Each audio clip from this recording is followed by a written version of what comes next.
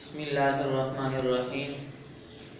تلاوت قرآن کے نایاب اصولوں میں سے آج کا ایک اصول اور اہم سبق ہمارا حروف حلقی کے متعلق ہے۔ پہلے ہم یہ جانیں گے کہ حروف حلقی ہیں کتنا، دوسرے نمبر پہ یہ جانیں گے کہ یہ کیا کام سر انجام دیتے ہیں۔ تو پہلی چیز اس کے بارے میں ہم جانیں گے کہ جی حروف حلقی کتنا ہیں، تو میں آپ کو بتا دینا چاہتا ہوں کہ حروف حلقی 6 ہیں۔ حمزہ، ہا، عین، حا، غین، خا، یہ 6 حروف حلقی ہیں۔ دوسرے نمبر پہ کہ یہ کیا کام سر انجام دیتے ہیں، تو وہ یہ بہت ہی اہم اور غور طلب بات ہے کہ جہاں پر بھی غنہ ہو رہا ہوتا ہے، مثال کے طور پہ نون ساکن ہو تو وہاں غنہ ہوتا ہے عام طور پر، تنوین آ جائے تو وہاں بھی عام طور پہ غنہ ہوتا ہے۔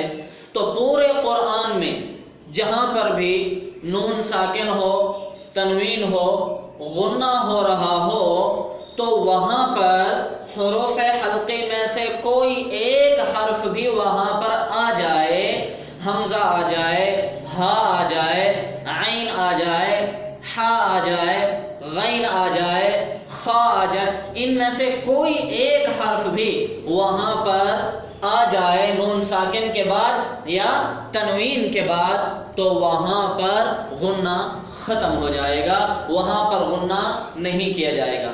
اگر کوئی حروف حلقی کے آنے کے باوجود وہاں غنہ اصل میں ہو رہا ہو کہ نون ساکن ہو یا تنوین ہو، اور وہاں پر حرف حلقی میں سے کوئی ایک حرف کھڑا ہے، وہاں پر پھر کوئی بندہ غنہ کر کے پڑھ رہا ہے تو وہ غلط کر کے پڑھ رہا ہے۔ صحیح طریقہ یہ ہے کہ جہاں پر بھی نون ساکن اور تنوین کے بعد حروف حلقی میں سے کوئی حرف آ جائے تو وہاں غنہ ختم ہو جائے۔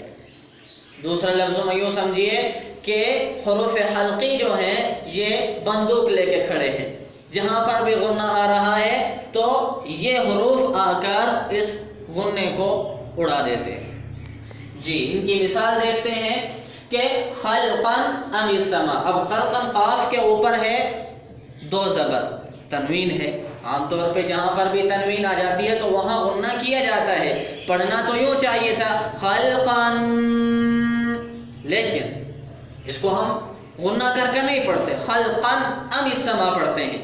غنہ کیوں ختم ہو گیا؟ تو اس کی وجہ یہی ہے کہ تنوین کے بعد حرف حلقی حمزہ کھڑا ہے، تو اس نے آ کر کے غنہ کو اڑا دیا، ختم کر دیا۔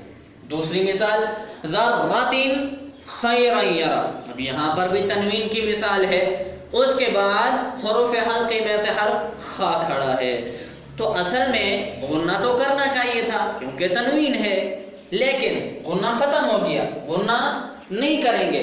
وجہ اس کی یہ ہے کہ یہاں پر تنوین کے بعد حروف حلقی میں سے ایک حرف خا کھڑا ہے۔ اسی طرح پورے قرآن میں پڑھتے ہوئے آپ اس چیز کو مد نظر رکھ سکتے ہیں کہ جی یہ 6 حروف ہیں، 6 حروف، حمزہ، ہا، عین، حا، غین، خا، ان حروف میں سے پورے قرآن میں جہاں پر بھی نون ساکن ہو، غنہ ہو رہا ہو، تنوین آ جائے، غنہ ہو رہا ہو، لیکن ان کے ساتھ ساتھ یہ ان میں سے بھی کوئی ایک حرف آ جائے، غنہ بالکل ہی ختم ہو جائے گا۔